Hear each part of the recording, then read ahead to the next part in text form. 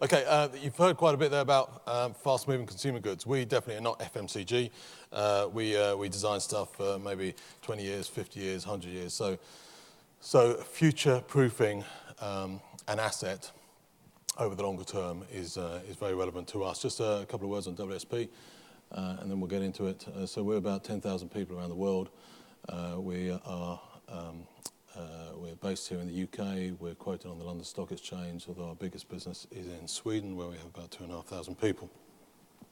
And we engineer stuff, and we design stuff, and we advise on things. So we're very much into engineering infrastructure, property, industrial process, restoration of the natural environment, and some products.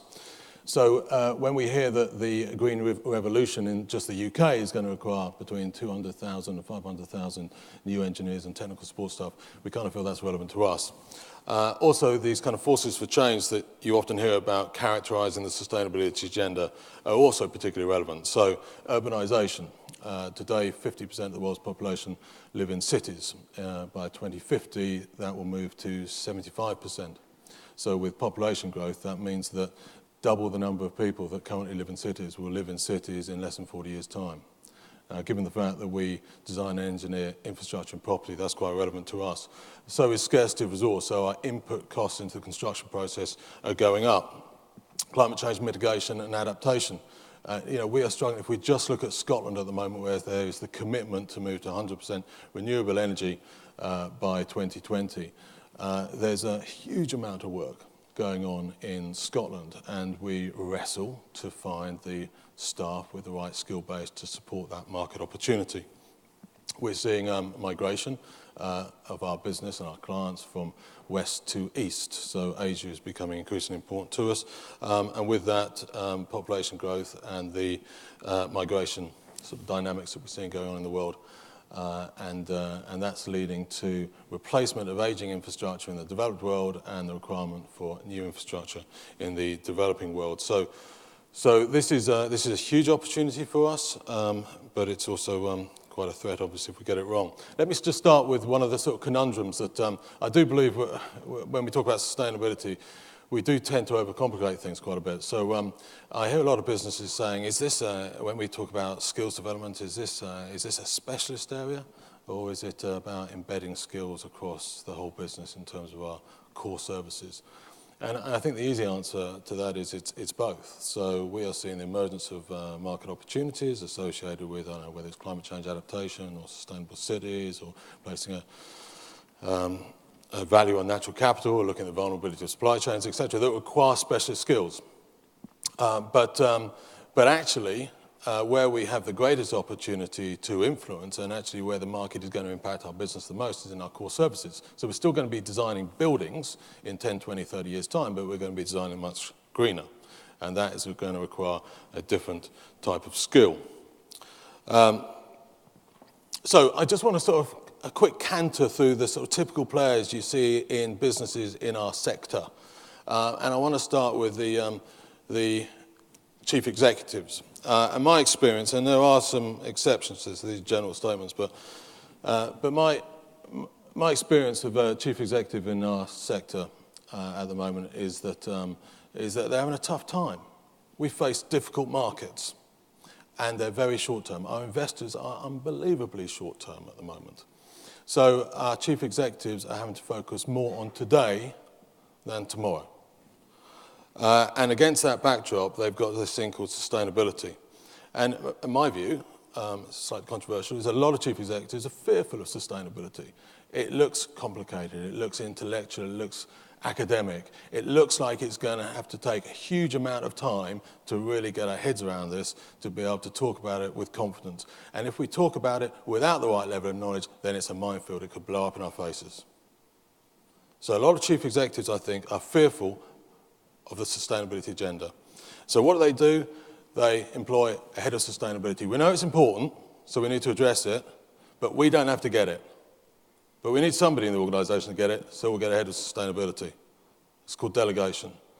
There is a huge difference in organisations between organisations where the chief executive gets it and is confident with the subject to those organisations where the chief executive delegates.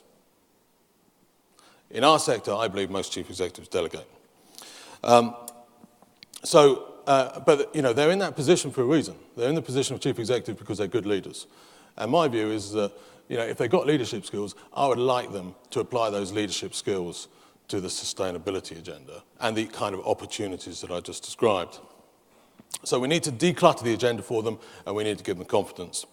Moving on to project manager. Now, project managers have got to deliver huge infrastructure projects or property projects. Multidisciplinary, they've got to deliver them on time and on budget. It's a difficult enough job without introducing language such as how much carbon are we going to take out of the design process. Where building codes may say 30%, the design team may say 50%, you've got somebody over here saying carbon neutral, we've got somebody over here saying zero carbon. What does it all mean? And then we're talking about material selection, we're talking about reducing waste, we're talking about the impact of water scarcity, and so on. It is very challenging to be able to balance sustainability with the commercial reality of delivering a project, especially when your client cannot move to a new paradigm when it comes to the relationship between CapEx and OpEx, i.e. capital expenditure on the project versus the life cycle costs. So project managers need to be skilled and upskilled into managing the trade-offs, navigating their way through the trade-offs to try to get the balance right between the sustainability agenda and the commercial side of life. Just a quick word on graduates. You know, I hear a lot about transgenerational change, and it's really important. I mean, you know, young people have got a huge amount to offer in terms of the future that we're talking about here. But the problem is with transgenerational change is that it will take about 20 years for these grads to really be in a position where they're going to be influencing the way we design and engineer stuff. And I'm not sure we've got 20 years. So whilst the transgenerational agenda is important, we have also got to convert. And conversion, in my experience, is more difficult than working with new grads. Let me tell you what else happens when grads come into our industry. They come in and they say, we want breadth. And the sector says, no, you want depth. You're a mechanical engineer, so therefore you are going to work 5 years as a mechanical engineer, you're going to join the Institute of Mechanical Engineers, and we're going to drive you deep into that silo. And graduates are not stupid. They know the future's about collaboration, we've heard it before, and it's about holistic thinking. So they say, no, we want breadth. And the sector says, no, this is the way we've done it for 150 years. This is the way it works. And so we drive them deep into the silos. And I see it time and time again, projects not delivering it against the sustainability potential that exists for them within the budgets that are available because one discipline can't pass the baton to another discipline. So collaboration is extremely important. So just one or two things that we've done. We've also used CPSL to help with our leaders. I had a real problem with our American business, the leadership. There are 3 people there, and they weren't in the slightest bit interested in sustainability. Didn't believe in climate change, and just didn't want to embrace the agenda. So I got them into CPSL, and I whilst it was a course that was appropriate for everybody that went on it, I hope, I targeted these 3 people, and I got people from Cambridge University. They're very technical people, At dinner, I sat, a leading climate change scientist next to them to talk to them about it, and it was quite interesting. So 2 of them at the end of it were converted, to use that word again, including the managing director, and he went back home. He lost the Corvette, and he bought a diesel Volkswagen and changed his energy supply at home and all sorts of other things. So there's quite a lot of manifestation of the success, and all of a sudden all those blockers that we had within the organisation around the sustainability agenda came down. One of the guys just dug his heels in, and to this day he's still in the same place. But anyway, and I know that we're probably quite short of time, so just I mention one other thing which we do, and I don't know if you've heard me talk about this before, but we launched something called PACT some years ago, and it's a personal carbon tracking scheme across the organisation globally. And it's a voluntary scheme, but it allows our staff to sign up to PAC to measure their carbon performance outside work in terms of their travel choices and in terms of their home. We set a carbon threshold in each country, and if they come in above that carbon threshold, they get less money in their salary, and if they come in below it, they get more money in their salary.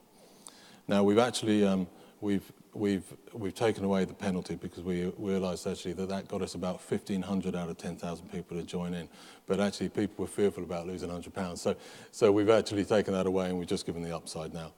And we're about to make that smartphone enabled so that they can, we're just making it easy for them. It's good fun, and we're extending it now to help them to sort of live more sort of sustainable lifestyles and make pledges and that kind of thing. And also encouraging people who get the £100 to, we're partnering with a micro-business organisation so that they can invest that £100 in a micro-business somewhere in the developing world and see what kind of return they get and really engage in that micro-business.